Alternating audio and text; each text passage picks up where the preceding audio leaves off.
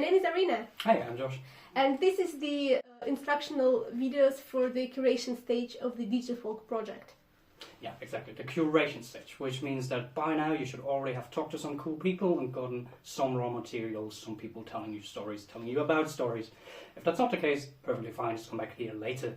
But we're going to be assuming that you already have some material. Maybe not everything, but at least some. And just to preface everything that we're going to talk about here, these videos are not meant to be a set of hard rules. They're rather a guidelines that we would like you to follow to make the research truly participatory and to make the best out of the materials that you have. So listen to them, find some inspiration, find some tips, and get on with your curation. Yeah, and just like they're not entirely hard rules, they're also not the entirety of what there is to support you in this process of curation. If you look at the website, there's going to be articles on specific topics, and there's going to be some web links, some resources, some programs that might be useful for you, which we can't cover for the sake of space in this video, but they're still there. They're probably going to be useful to you in your journey. And good luck! Let's get going! Okay, step one. You've got your stuff recorded, it's sitting somewhere in a drive. Now, you're going to be doing a lot of work, and hopefully you're going to be doing a lot of important work that's going to impact people in some way. Before you go and do something that's going to impact people in that way, it's always best to reflect on what it means, how you can impact them in a positive way. We would recommend that you read something that we call the foundational principles of DigiFolk. And not just read it, but also reflect on it, see how it applies to your case. What are the principles of DigiFolk?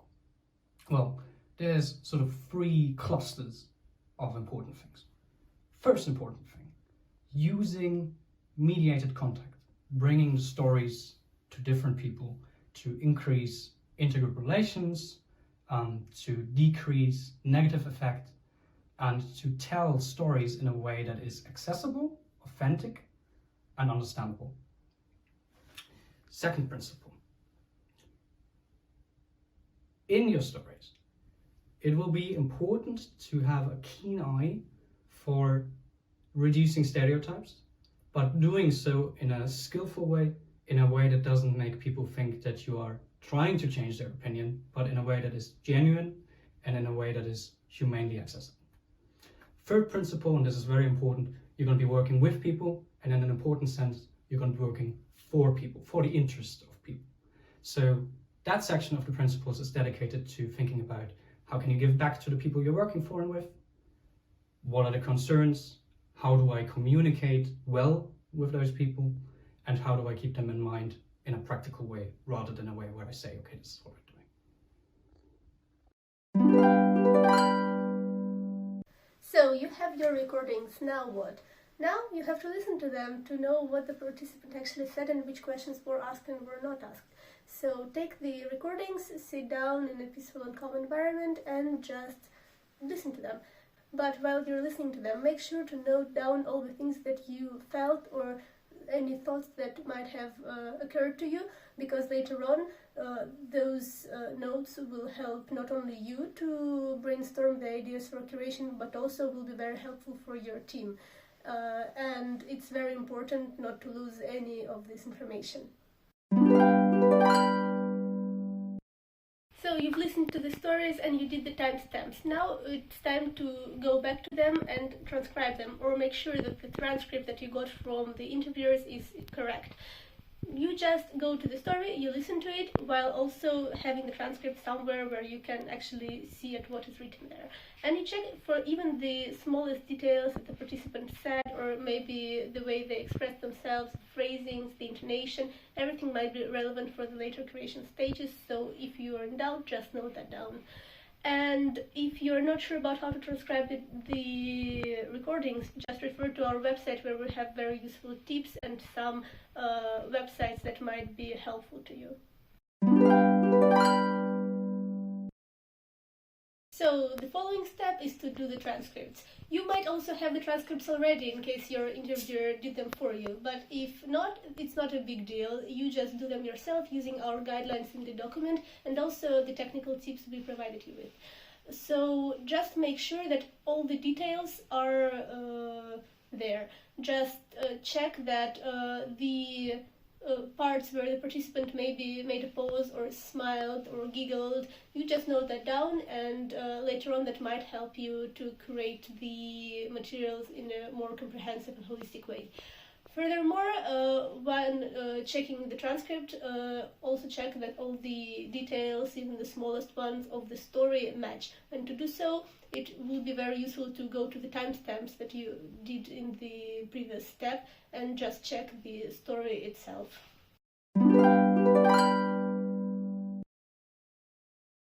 Alright, now you've listened to the video, you've done a transcript, and in doing so you've spent quite a bit of time looking at the story that you're going to do something with. So now it is time to brainstorm, to put ideas on the table, regardless of whether you think they're ultimately going to work or not. This is about thinking, what can I do and what do I want to do with this? Right? So if you want to do opera, just say, okay, we could do opera with this. You're probably not going to end up doing an opera, but it might teach you something about what you find important about the story and what you find important about what the story ends up doing in the community.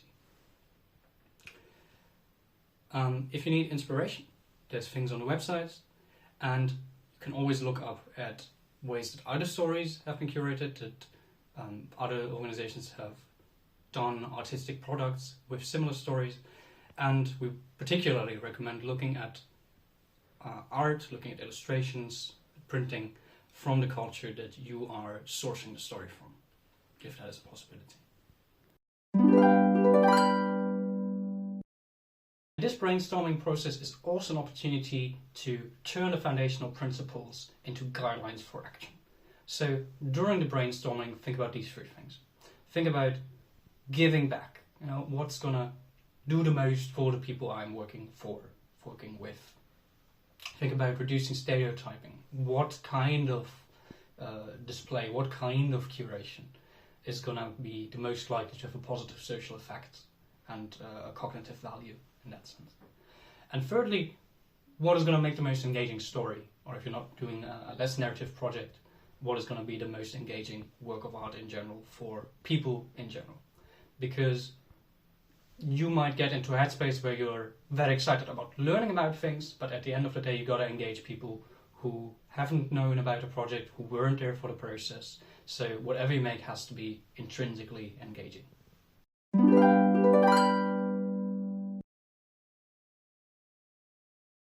So after you have done some brainstorming, get back in touch with the interviewer or with the person who actually collected the story for you. This way you will make sure that you didn't miss some important details, and you also will get a new perspective on the way you will create your story.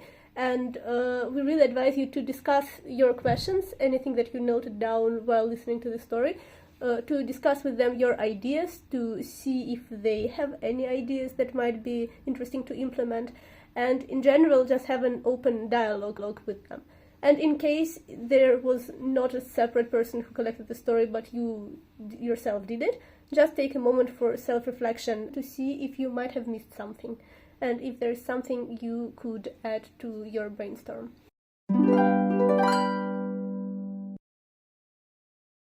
Alright, so at this point you've already thought about what you're going to do for quite a bit. So now it is time to actually start working on things. So what you should do at this point is pick, say, the 2 or 3 ideas that you think make the most sense based on everything that you thought about, and start drafting them. That is to say, make a very basic version of them, start looking at concrete resources that you're going to use, and concrete methodologies, concrete people that are going to be working on them. Now these drafts, they're not supposed to be, okay, do everything finished and then later maybe change some things. Drafts are early work in progress things, right? So you don't need to be editing everything perfectly. You don't need to write the whole thing out if you're intending to write something, right? But you need to show that there is a proof of concept, that it could work that it could work in general, and most importantly that even after you start working on that, you still think it's a useful thing.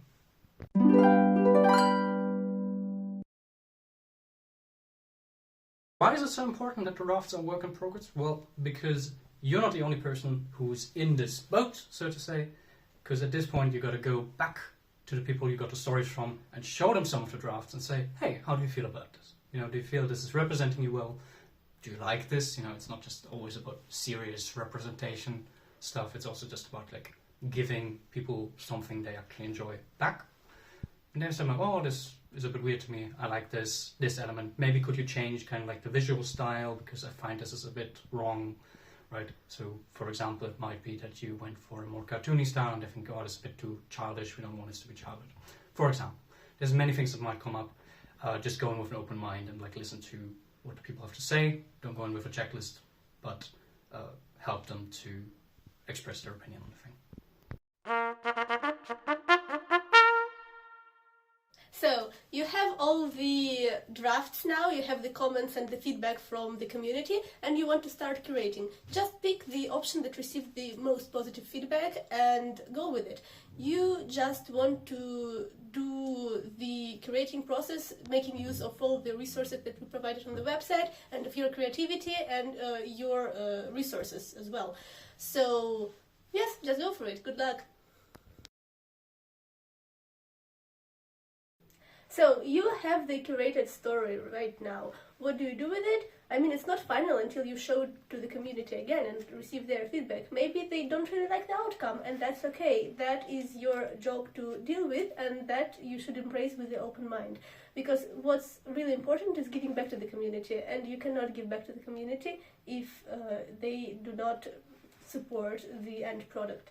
So, after you are done curating, please go back to the community, show them your work of love, and be ready to receive the feedback, whatever that might be. Congratulations, you've reached the end of the instructional videos, and that means that you're ready to do the curation. Which is very nice. And remember, there's always some more resources on the website, and there's always a struggle, because, let's be real, there's a lot of variables in this process. And most of these are going to be unique to your particular case, but that also means that you're going to be doing a lot of detective work and you're going to be solving a lot of problems, which is really cool and potentially terrifying. So, good luck, and hopefully we'll see your own story on DigiFolk website. See you! Yay!